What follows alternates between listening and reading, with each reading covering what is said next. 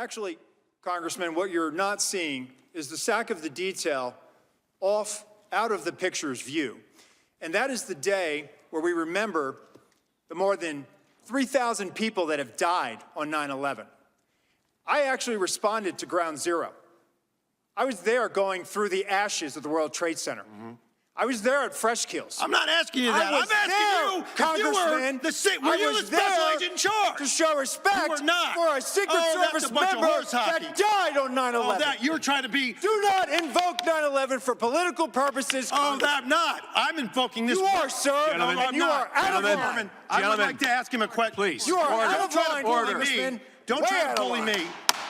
I Order. am an elected member of Congress, and I'm asking you a serious question, and you are playing politics. I am a public servant who has served this nation, and you won't answer the question. On our country's darkest day. Mr. Committee will come to order. Committee will come to order. I'm asking you serious questions for the American people, and they're very simple. They're not trick questions.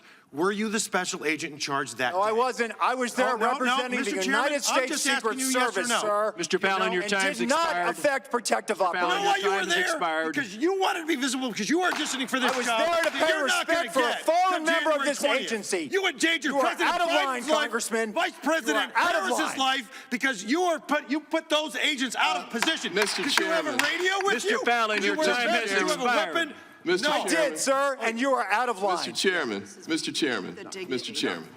Yes, sir. Please. All right. And we are back in order now. We are back in order now. Thank you.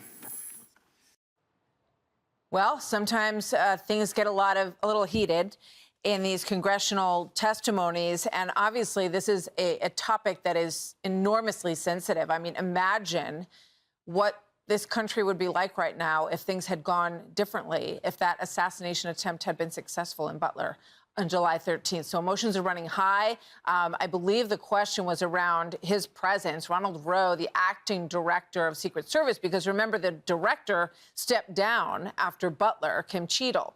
But he's asking about his presence at that 9/11 ceremony and what the purpose of his positioning on that day was, and you can see it got extraordinarily emotional in there. So we're going to continue to keep a close eye on what's going on as they try to figure out the future of the Secret Service and who should be held accountable. Well, a combative moment on Capitol Hill earlier today, where the task force investigating the first attempt on Trump's life in Butler, Pennsylvania, pressed acting Secret Service Director Ronald Rowe on what is being done to prevent the failures of that day. Senior congressional correspondent Chad Pergram live on Capitol Hill. Hi, Chad. Martha, good afternoon. I have covered a lot of hearings over the years, and I have never seen a verbal rumble quite like this one. Now, look at this. Pat Fallon said Ronald Rowe got in this picture at Ground Zero on 9/11 out of vanity. Fallon says Rowe wants to become the full-time Secret Service director, so he stood close to President Biden, Vice President Harris, and President-elect Trump. You know why you were there? Because you wanted to be visible, because you are auditioning for this job. I was there to pay respect for a fallen member of this agency. You endangered President Biden's life, Vice President Harris's life, because you put those agents out of position. Rowe would not say whether he wants the job on a full-time basis when I pressed him in the hallway. Have things gotten better at protecting the president-elect, and others? Will you stay on as Secret Service Director in the new administration? Fallon said Rowe's position near the trio pushed aside other protective agents. Fallon says this demonstrates that the Secret Service did not improve after the assassination attempt on Mr. Trump's life in July. Now, bipartisan members of the panel investigating the assassination attempt are frustrated that they never got to examine the body of Thomas Crooks.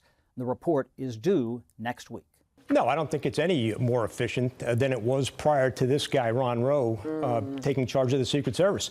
You know, there's a lot that goes into becoming the director of the Secret Service. You know, you want to lead an agency that's got 7,000 employees, multi-billion-dollar budget, not the least of which is the ability to maintain your composure, to answer questions that you should be able to answer without any problem.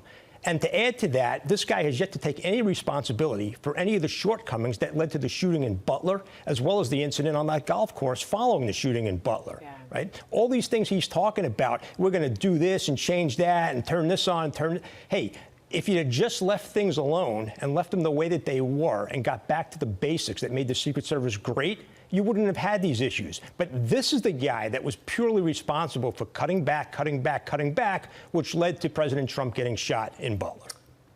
Richard, when I hear what he just said there, what I'm trying to do is put the Secret Service back in the Secret Service. At which point did you realize that the Secret Service was not the Secret Service and wasn't able to protect the president? Well, you just look at some of the sites that President Trump has gone to, and you ask yourself, hey, these are the most heavily photographed sites that have been going on, for a year. Yet, where are all the Secret Service agents? Yeah. You can clearly see there's something missing just by watching these events, and you don't even have to attend them. Anyone can see that security just wasn't where it should have been. Yeah, this is more from that hearing today. One of the lawmakers, Rep. Green, in the room criticizing the culture at the Secret Service. Listen. That's what I'm talking about. Elite culture where everybody comes to work every friggin' day saying, I will do everything I can to make sure I don't fail. And I'll tell you, going to war, I didn't give a if I died. What I didn't want to do was fail.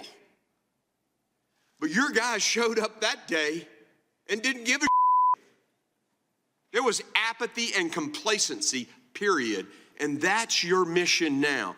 Because that's what it's going to take, right? That mentality to show up every day and do your job the absolute best that you can do it. And that's exactly right. But when the senior-most leadership of the Secret Service, and I'm talking about from deputy assistant director up to the acting director, exudes complacency, lack of motivation, and political allows their political beliefs to get involved in their job, that makes its way down to the field. And what you saw with regard to the level of complacency and just going through the motions is what led to the shooting in Butler. And this is what happens with catastrophic consequences. Well, this is President-elect Trump, soon-to-be President Trump, back in office again.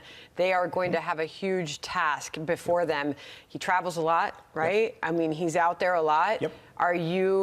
Where are you with your confidence that they will be able to safely secure the president? Oh, I'm not highly confident at all. The Secret Service that you see out there today is not the Secret Service of yesteryear. Wow. Somewhere along the line, they've completely dropped the ball. That testimony that you saw today was purely a smokescreen to cover up the shortcomings of a politically compromised agency. It should never have gotten to that point. This whole talk about all these drones and these UAVs, hey, that's all great. But you need to get back to the basics. What made the Secret Service great was its ability to put human intelligence, manpower on the streets and effectively secured environment to make it safe for the President of the United States. I don't see that here. As a matter of fact, I don't think I'd be alone in saying that I certainly can see something happening between now and Inauguration Day. And it's not going to be some 20-year-old kid on the roof of a building that's allowed to get within 100 yards. It's going to be something of a much bigger magnitude. And I don't think the Secret Service is anywhere near equipped to handle that situation. It's a big prediction from you. Tim Crow, kind enough to join us, a Colorado Democrat, on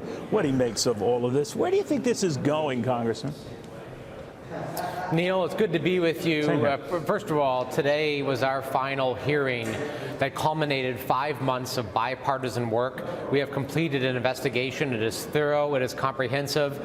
In the coming days, we're going to release our report that is the definitive story of the security failures and what happened in Butler, Pennsylvania, and our recommendations for how to fix it. Right? We're not just here to complain about what happened, but to have very, very specific recommendations for reform, both short-term and long-term, to give Americans the confidence that this will never happen again.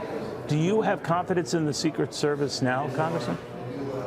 Well, my job is not to have confidence in the Secret Service. And in fact, my job is not to have confidence in any government agency. My job as a member of Congress is to do oversight, to ask tough questions, to make sure that taxpayer dollars are being effectively used, to make sure the mission of government to serve the American people actually is carried out.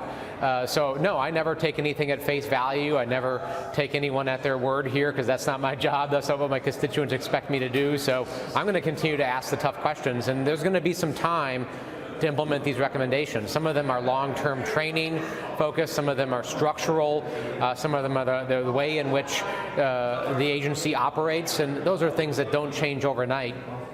Yeah, and I know, and you're far more aware of this than I'll ever be, but I do know that communication got to be a big issue, and that even some of the recommendations they get that make sure if it's local police or local officials or you're working coordination with the FBI and then Secret Service, that everyone is on the same, at least, communication page, able to reach each other, walkie-talkies, whatever it is. What do you make of that and how that could prevent or at least limit incidents like this? Yeah, you're spot on, Neil. That actually was my focus of this investigation, was looking at communications and command and control. You know, my time as an Army Ranger overseas, I did 3 combat tours in Iraq and Afghanistan with Special Operation Task Forces. And, you know, we worked across large distances, multiple levels of government. We worked with foreign countries, with law enforcement, with intelligence, with military, with diplomatic services. And for that to actually work, you need a common operational picture, is how we talk about it in the military. So your commanders need to know everything that's going on, where your units are, a unified communication. In this case, you literally had a situation where the Secret Service is writing hand-scribbled notes to each other, sending emails to each other about what's happening real time at an event like this, and text messaging each other on their personal phones. Unacceptable. Big changes need to happen here. Hey, Sean Hannity here. Hey, click here to subscribe to Fox News YouTube page and catch our hottest interviews and most compelling analysis. You will not get it anywhere else.